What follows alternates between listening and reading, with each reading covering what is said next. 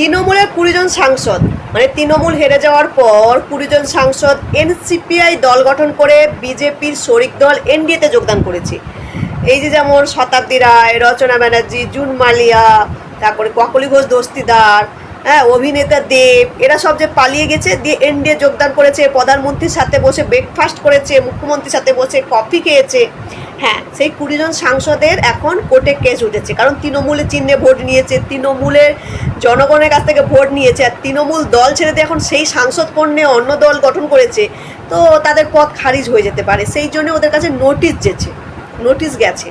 এবার আমার কথাটা হচ্ছে, এদের পদ খারিজ হয়ে গেলে কারা কারা আনন্দ পাবেন আর কারা কারা দুঃখ পাবেন, আর ধোঁয়া দিদি এই নিয়ে কি বক্তব্য দেবে এইটুকু শুনতে চাই। কি বলেন আপনারা, অবশ্যই কমেন্টে বলবেন।